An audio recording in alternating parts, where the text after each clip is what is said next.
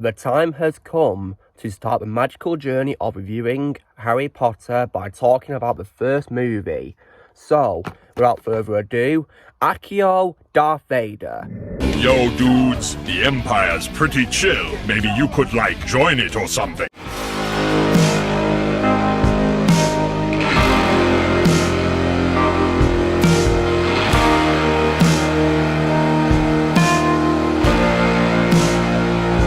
Everyone, Lucimus Prime here. So it is time for a brand new movie review today in a brand new franchise of reviews I'm going to be talking about for movies. And today I'm going to be talking about the movie which kicked off a brand new franchise which is based on the books of the same name by the author J.K. Rowling. And this is the film which is based on the book of the same name by J.K. Rowling from 1997. And this movie, of course, is 2001's Harry Potter and the Philosopher's Stone, directed by Chris Columbus. So, and today, guys, I am not alone because joining me to review this is my very good friend X-Blaze. So, I'm going to let him share his thoughts on the film first. So, yeah, take it away, X-Blaze. Hey there, everybody. My name's Blaze, and today I'll be reviewing Harry Potter and the Sorcerer's Stone. So, let's go with the good news. This movie is perfect. This is a 2000 movie, and the CGI is really good. Alright, so my little remote control thing for my phone fell on the floor and saturated. So anyway, let's go with the good things. This movie is timeless. It is. For a 2000 movie, the CGI is insane. I think the only thing that didn't age well was Voldemort's head on the back of his head, like, hello there, I'm Voldemort. Yeah. So I think that's my only bad complaint. Apart from that, this is a 10 out of 10 movie. So anyway, apart from that, this is a 10 out of 10 movie. And yeah, so I'm gonna be watching the sequel, Chamber of Secrets, with Luke after this review, basically. So yeah, if you're asking, my favorite is Prisoner of Azkaban, so I can't wait for that one. But anyway, this is us in Blaze, and I'm signing out. Now, of course, skadoosh.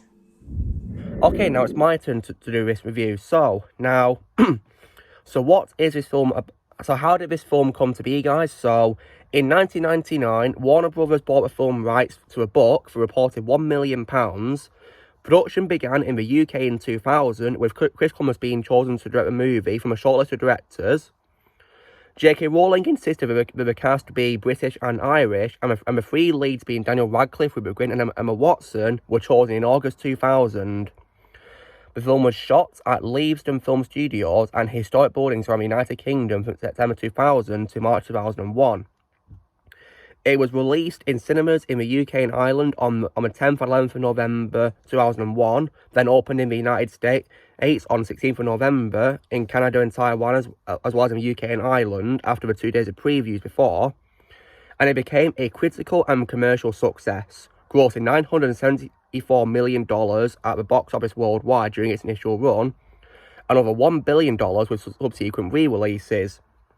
It became the highest grossing 2001 film and the second highest grossing film at the time, and was nominated for many awards, including the Academy Award for Best Original Score by my favourite composer of all time, John Williams, the Best Art Direction and the Best Costume Design, and was followed by 7 sequels based on the books by J.K. Rowling. So, now, I wanted to say right off the bat, guys, but this movie is definitely my all-time favourite Harry Potter movie to this day. I love this film, guys. So, when it comes to my initial reaction, so I remember a few years ago when I was a kid, about, maybe a decade ago, probably before the last 2 films of the franchise came out, and it's funny that I got into the franchise because the main reason why I got into it was because of the release of the upcoming Lego Harry Potter game. So I thought, you know what, this looks pretty interesting, so I might watch the films in preparation. So I watched the 6 films at the time, and and when I watched this film, guys, I immediately became a fan of the franchise, and I've also read the books as well by J.K. Rowling. They're amazing books, in my opinion. I'd definitely recommend giving those a read if you haven't already. And this is probably my favourite out of the 8 films, guys, because obviously the last film is split into 2 parts, of course, based on the last book. So, yeah. Now, so what's great about this film, guys, is that it, of course, has a really amazing cast of actors. So when it comes to the three leads, in my opinion, they all three of them were perfectly cast. So I really love Daniel Radcliffe as Harry Potter, guys, and I consider this to be his best role and probably his most iconic role he's played, really. Like, when I think of Daniel Radcliffe, guys, I always think of Harry Potter.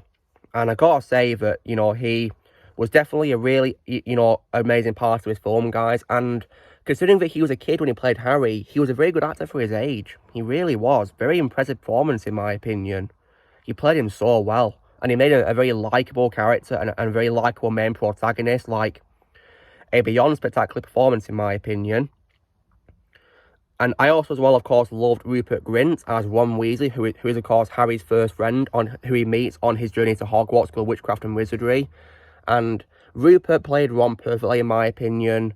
And yeah, like, there's no one I'd cast other than these actors, in my opinion, to be honest, guys. No one, in my opinion, because, yeah, Daniel Radcliffe and Rupert Grint were both perfectly cast as Harry and Ron. And yeah, and Rupert made Ron a very entertaining and fun character to watch, in my opinion, who I'd never forget. And I also, as well, love the addition as well of Emma Watson as Hermione Granger, and I consider this to be her best role as well, and my favourite role she's played. And her performance in this film was also really amazing, and she made Hermione the likeable character that she is from the books, in my opinion. She really did. And yeah, she just played her part perfectly. And I also, as well, love the addition as well of other supporting characters besides the main three. So let's talk about the staff of the Hogwarts School of Witchcraft and Wizardry, of course. So I definitely love the addition of Richard Harris, may he rest in peace, as the head master of Hogwarts, Professor Albus Dumbledore.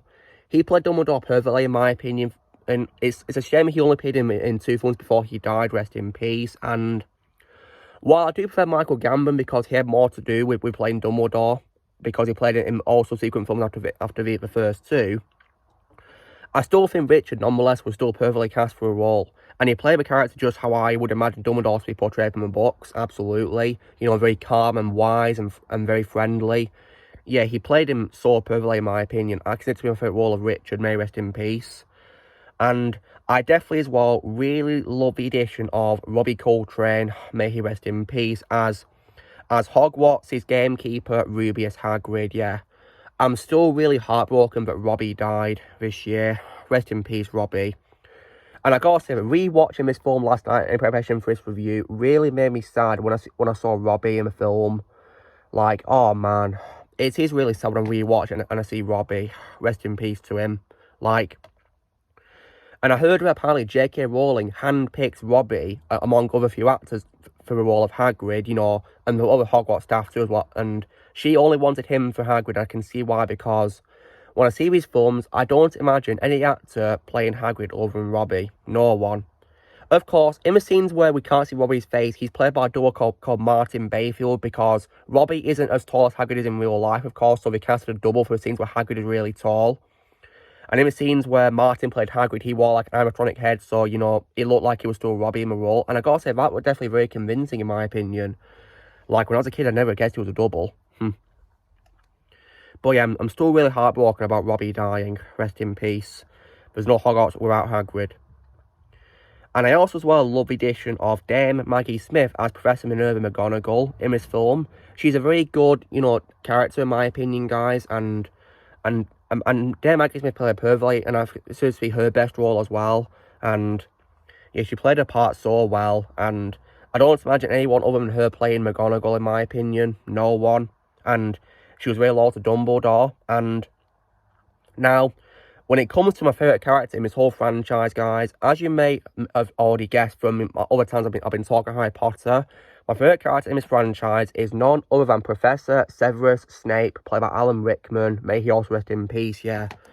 It's such a shame that several cast members have died in this franchise, isn't it? It's very sad. But I really love Snape, guys. In my opinion, he's the most interesting character in the franchise, and my love for him was further cemented in subsequent movies as a character, but I thought he was really cool in this film, guys, and definitely the character that is probably intimidating out of the Hogwarts staff. And I also love how this movie did a very brilliant plot twist where we at first thought he was the villain, and Harry, Ron and Hermione believed so, but it was revealed that he's not the villain. that was definitely a brilliant twist right there, because onto who is, of course, the villain, it's definitely, of course, Professor Quirrell, also known as Lord Voldemort. He who must not be named, and I gotta say that Ian Hart, who plays Quirrell, did a very great job playing Quirrell, in my opinion, really did. And of course, yeah, Quirrell's Quirrell is called, yeah. And he was definitely really great in the role, and he also, of course, provided the voice and motion capture for Voldemort's head on the back of Quirrell's head as well, which was definitely really good CGI for its time, which, of course, was courtesy of Industrial Light and Magic, which is pretty awesome. And of course, in a flashback where we see Voldemort killing Harry's mother, Lily, he was played by someone called Richard Bremmer. And yeah, and that scene was definitely a very, very sad scene, seeing Lily getting killed by, of course, the killing curse, which is, of course, Avada Kedavra. So yeah, poor Lily. And of course, his father, James, got killed off screen too. Yeah. And I also, as well, love other staff members too. Like, for example, Zoe Wanamaker as Madam Hooch, who was very good, who was a flying instructor in the school. She played a part very well, in my opinion. I also definitely love David Bradley as Argus Filch, the school's caretaker. He was definitely a very intimidating figure, in my opinion. Definitely a character you don't want to mess with. And he had a very cute cat called Mrs. Norris. Yeah, very cute cat, in my opinion. Yeah, I love cats. We have some very likeable supporting Hogwarts pupils. For example, I definitely love Neville Longbottom, played by Matthew Lewis. He's a very good character, in my opinion.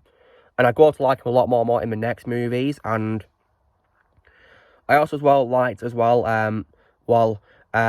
James and Oliver Phelps as Fred and George Weasley, who are Ron's twin brothers, and also as well as Chris Rankin as Percy, who is the head of Gryffindor, or a prefect. And we had a small appearance by Bonnie Wright as Ginny, Ron's younger sister, who of course would play a much more bigger part in the films to come. And I definitely as well liked Devon Murray as Seamus Finnegan, who of course is a pupil who ends up causing lots of explosions, which is pretty funny. And I also as well liked as well Sean Biggerstaff as Oliver Wood, who of course is the keeper of a Gryffindor Quidditch team. And he was a very likeable character for the scenes he had, and definitely very good interactions with Harry, very likeable character. And I did also as well like Alfred Enoch as Dean Thomas as well, another likeable character as well, in my opinion, for the scenes he had. And when it comes to other Hogwarts pupils, there is one who is like a villain character, of course, which of course is Draco Malfoy, played by Tom Felton. And I consider this to be my favourite role of Tom Felton. He's a great actor, guys, and he made Draco the villainous, sinister character that he is, and he'd grow much more villainous in the films yet to come, and this film was where it was only beginning for him. Like, this film, you know, this movie, guys, is just how you should start a franchise, absolutely, no doubt of it. And also as well, I did also like the addition as well of Jamie Waylett and Josh Herdman as Crabbe and Goyle, who are Malfoy's, you know, like, allies. And when it comes as well to other staff at Hogwarts, I did also as well like the addition as well of the Sorting Hat, who's responsible for sorting the pupils into their houses, being Gryffindor, Hufflepuff, Ravenclaw, and Slytherin. And in case you guys wondering, I actually did, like, you know, a test online to see what house I'm in, and I'm in Hufflepuff, guys, so I'm Hufflepuff. And the Sorting Hat was of course voiced by Leslie Phillips, who was really good for voicing the Sorting Hat. And although he of course retired in 2012, so I hope he's doing well. And yeah, he did a really good job voicing the Sorting Hat, in my opinion, made it a pretty intimidating figure. So yeah, it's hard to believe a Sorting Hat could be, you know, villainous, isn't it? And I also as well, of course, loved as well Julie Walters as Molly Weasley, who is Ron's mother, who shows Harry how to use platform 9 3/4 to get to it by going through the wall. And yeah, that was definitely a very, you know, cool scene, in my opinion. And she was a very likeable character, in my opinion. Probably a very nice mother figure towards Harry as well, because he's an orphan, of course, sadly. And I also as well like the addition as well of you know, there's other great things too in this film. And this film also has introduced, of course, the Dursleys. And I gotta say that, yes, they are most definitely very unlikable characters. I'm not going to deny that. They are very unlikable, but the actors still play their parts really well to make them favourable to a book, because in the books, of course, they are definitely unlikable, in my opinion. And McGonagall was right about them being the worst muggles imaginable. Muggle being, of course, non-magic folk, as Hagrid says. But Dumbledore says the reason why they're giving Harry the baby to him is because of the only family he has, of course. And so it's sad but true, because Petunia is, of course, the sister of his mother, so she's Harry's auntie. And yeah, and Fiona Shaw did play Petunia really well, made her real unlikable, and also I definitely love Richard Griffiths, may he rest in peace, as Uncle Vernon. Yeah, he was very unlikable, but Richard did a perfect job playing Vernon, making him unlikable. And I also like Harry Melling as Dudley, Harry's cousin. He's also very unlikable and also very ungrateful too, especially because he didn't have the same amount of presents he had from the previous year for his birthday. Because last year he had 37, then this year he had 36. So yeah, like, come on Dudley, what's the difference? It's only one present separate. Like, yeah, he's unlikable, which is why I found the scene with a snake in the zoo very satisfying, where Harry caused the glass to disappear and Dudley to fall into the water and allow the snake that Harry talked to escape. And that was also a very nice foreshadowing to Harry being able to talk to snakes, of course, which is touched on in the next movie. And then, of course, when Dudley gets back up, the glass reappears. And yeah, that was definitely a very satisfying moment. Although Harry, of course, unfortunately got into trouble with Vernon because he locked him in the cupboard under the stairs where he was staying for his bedroom, yeah. So now, when it comes as well to other great things besides the cast, guys, one of the highlights of this film is the story is also really fun, and it's definitely such a blast to watch. Like, I've rewatched this film quite a lot of times, guys, because after I saw these films for the first time, of course, I saw Death House movies in theatres. I got the films on DVD, whatever, and I used to do like marathons of them. Like, this is a franchise where I don't hate any of the movies, guys, and I'll happily do a marathon of all of them if I can, yeah. That's what I used to do when I was younger, usually before and after school and whatever, so yeah, because I love Harry Potter. And what's also great as well is that the characters also have great development as well in this movie as well. You know, it shows Harry's journey from being a boy, an ordinary boy who learns on his 11th birthday that he's the orphan son of two powerful wizards and he possesses magical powers of his own. And he, of course, goes to get many amazing gifts, which he needs for Hogwarts. And I definitely love the addition as well of John Hurt, may he rest in peace, as Mr. Ollivander. Yeah, he played Ollivander really well, in my opinion, for his scene. And yeah, one of my favourite roles of John Hurt, no doubt, because he's a great actor, may he rest in peace. Yeah. And one of the good qualities of this movie is also definitely the visuals. Because in my opinion, for a 2001 film, the visuals are definitely, you know, aged really well, in my opinion. Really have, because you know, such really amazing visuals for its time, really. Like, for example, you know, the wands casting magic and all that, and also as well one particular highlight of the film that I love to rewatch a lot is definitely the Quidditch match, because yeah, I'm a sports fan myself, guys, you know, because I like football / soccer or whatever, and that was definitely something really fun to watch for a sports fan like me. And a very visually stunning scene, which is definitely very tense and was definitely brilliant. And another example of a scene where it makes us think that Snape is very complex when really it's cruel, because we think that Snape is trying to jinx Harry's broomstick, but of course, it's revealed that behind him, Quirrell is staring at a broom, giving it a silence incantation, casting a silence spell, which is definitely a brilliant twist right there. And see, the cinematography for this movie was definitely really top-notch for its time, and I gotta say, the CGI is also very impressive at 2001 as well. I've already talked about, you know, the spells, and also as well, the Quidditch match is visually stunning for its time, and there is understandably some shots where the characters are digital. For example, I think when Neville falls off his broomstick, when he accidentally, you know, flies out of control on it, you know, when he falls, you can tell he's CGI if he pause it, but because the film was wise to make, you know, a shot quick, it's hard to tell it's CGI unless you pause it. And the same can also be applied to Harry on top of a troll when he's fighting it. I think when he's on top of a troll, he's CGI, but I think it's only noticeable if he pauses the movie. And speaking of a troll, though, I do think for its time, it does look really good for a 2001 movie, in my opinion. I mean, sure, it may not have aged well to the standards of this year's CGI, understandably so, but in my opinion, for its time, it was really good, in my opinion. That's what I'll say.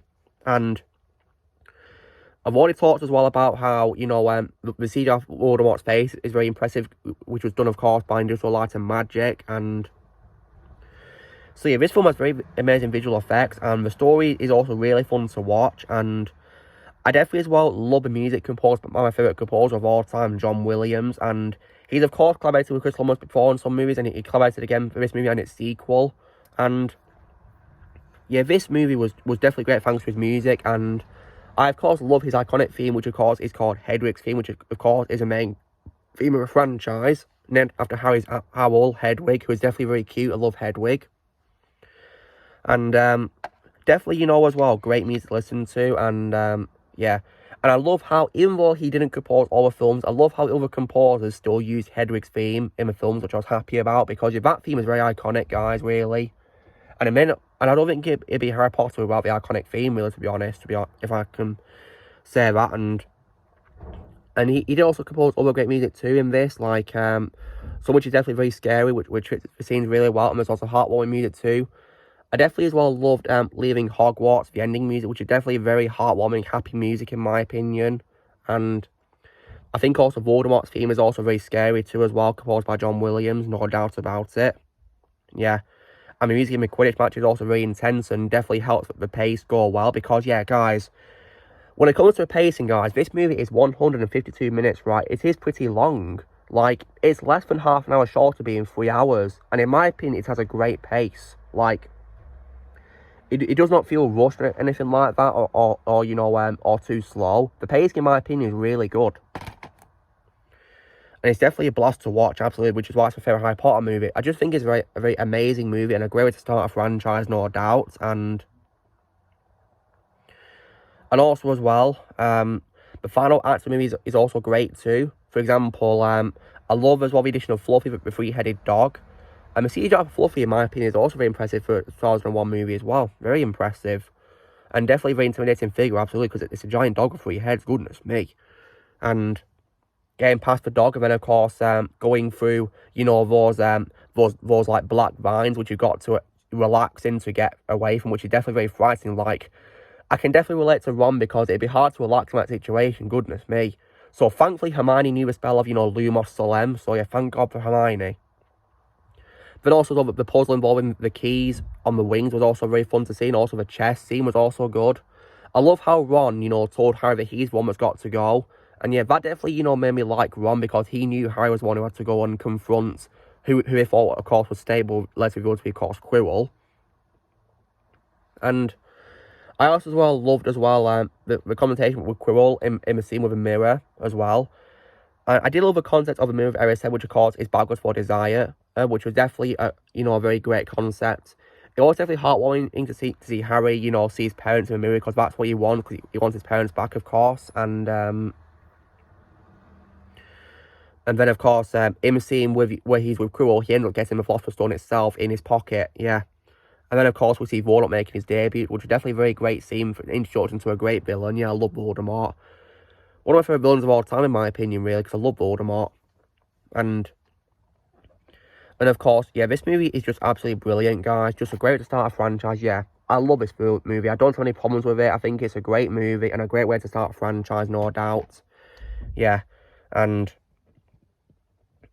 of course, it does also, of course, set up more to come, because Dumbledore explains that despite Harry destroying Quirrell's body by touching him, because, you know, by touching Quirrell, it caused him to disintegrate it into ashes, pretty much.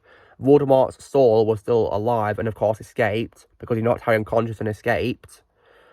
And Dumbledore says in many ways he can return. So, yeah, and we, of course, see that in films to come. So, yeah. So yeah, as far as I'm concerned, guys, this also will be my favourite Harry Potter movie, and it's all such an amazing blast to watch, and I just love this film so much. Yeah, like, the world building was amazing, the story is so fascinating, the characters are likeable and fun to watch, and, you know, Hogwarts is definitely an amazing school as well, guys. It's a school that I wish was real, because I'd love to learn magic. Yeah, absolutely. I'd love to do that. So, yeah, I love this film, guys, and so if I was to rate Harry Potter and the Philosopher's Stone out of 10, this is my favourite Harry Potter movie, so I'm going to give it a full-blown 10 out of 10. Because I absolutely adore this movie, guys. Just an absolute masterpiece, in my opinion. Like, this is how you start a film franchise, absolutely. Yeah. Yeah, I really love this film, guys. Chris Columbus did an amazing job directing it. And, of course, next week I'll, of course, be reviewing the second movie, which, of course, is A Chamber of Secrets, which I'm going to look forward to doing how to do that. That's going to be really fun to do. So, yeah. And so guys, this was me and X-Blaze reviewing Harry Potter and the Philosopher's Stone from 2001, directed by Chris Columbus. So you know drill guys, be sure to give this video a like. Also be sure to leave comments what you guys think of Harry Potter and the Philosopher's Stone in the comments below. Tell me what you guys think, Also as well, please go subscribe to X-Blaze, give him one support. His link which on the description below, so please go subscribe to him. Also be sure to join Team Plan by pressing subscribe and in the future. If you would like to be a member, you can join in PC lads or subscription, and Mischief managed.